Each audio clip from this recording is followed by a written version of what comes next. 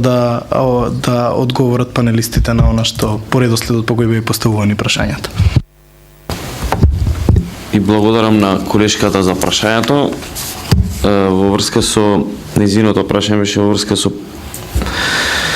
професионализацијата на македонската дипломатија. Мислам дека Јован може вака уште поегзактно да одговори, но тоа на паузата на ручекот. Ја она што би го укажал во две реченици следно. Вие зборувате за законот од 2008, за измените на законот за надворешни работи од 2008 година, во кој пропорцијата на условно речено професионални дипломати со именувани реченија беше изменета во корист на овие другиве именувања.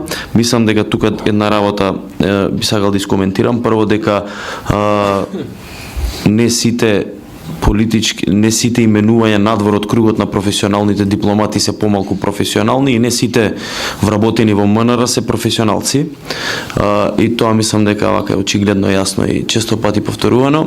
И втора работа, би сакал да ви укажам на едни измени кои што веројатно не сте успеале да ги приметите, а се случува пред неколку месеци на законот за надворешни работи, кога беа исклучително затегнати критериумите на лица кои што може да бидат ангажирани во дипломатска служба, беа предвидени екзактни услови, познање на два странски јазици, англиски на ниво на одредено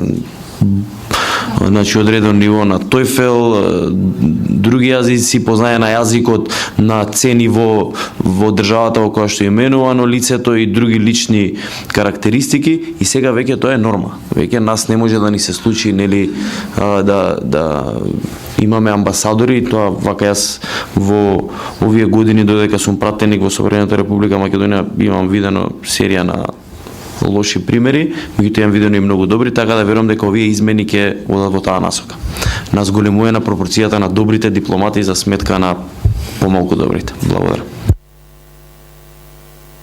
Да не одзимам и давам збор, можеме да продолжиме со да. Добро, кратко прашањето беше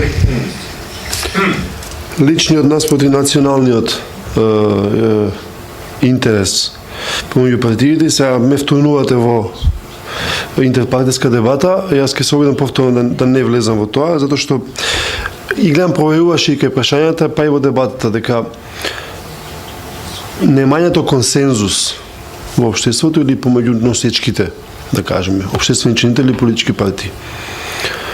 И мислам дека тоа е ужасно ме нервира и ужасно е погрешно тезата дека ние во Македонија немаме консензус, не дека е погрешна, немаме бидејќи немаме навистина, но легитимацијата на немањето консензус оди во насока на личните или да кажеме тесно партиските интереси на одредени групи, ќе бидам директен тука, на владачките структури во Република Македонија. При тоа инвариабилно дуи ВМРО ДПМН. Зашто да имаме консензус? За оваа женава тука што е на плоштава што дои дете? На која тема да имаме консензус, на која што тема која што би требало да рефлектира внатрешни прашања, зборувам антиквизацијата, а која што ги унисува, ги девастира нашите позиции надвор органите на Република Македонија. Затоа немаме консензус. Не случајно го читав ова од 2006 година, пред да дојде ВМРО ДПМН на власт. Нека оди до 2008. Ние имавме релативен силен внатрешен консензус до таа година. 2008 година, по сите мерила, епикот, значи Букурешт, епикот на, ја би кажала, еманација на македонскиот суверенитет. Ние бевме блокирани брутално од Грција таму, но, што би рекол некој, малтене Пиперевка ни игра големите сили. Не седнува на маса и ја легитимира позицијата на Република Македонија во меѓународниот аквариум.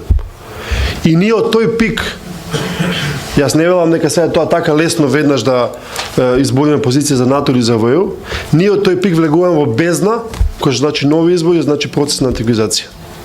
Затоа нема да имаме консензус. И затоа јас сум против легитимирањето на дискурсот ни треба консензус, не треба консензус. Бидејќи тој е во суштина владен дискурс. Од 2008 натаму драматично тоа ни е кажано во извештаи, во изјави на официјални лица дека ги губиме сојузниците. Не можеш така да биде, можеш обратно да ги добиваме, да ги стекнуваме се повеќе сојузници, да ја изолираме Грција. И конечно, исто Ево го спомена тоа. Нас ни се јавува сериозна бицефалност во внешна политика. Со последниве сериозни активности, дипломатски активности од не знам која позиција, од партијска позиција на владиниот партнер. Ви тврдам дека тоа во ваков лош регионален контекст во Македонија завојувана безмалку со 2 или 3 соседи и ги поценува другиве соседи, дека тоа ќе ни нанесе штети кај нас. Значи имаме сериозен неконсензус во самата владина коалиција, а камоли општествен консензус.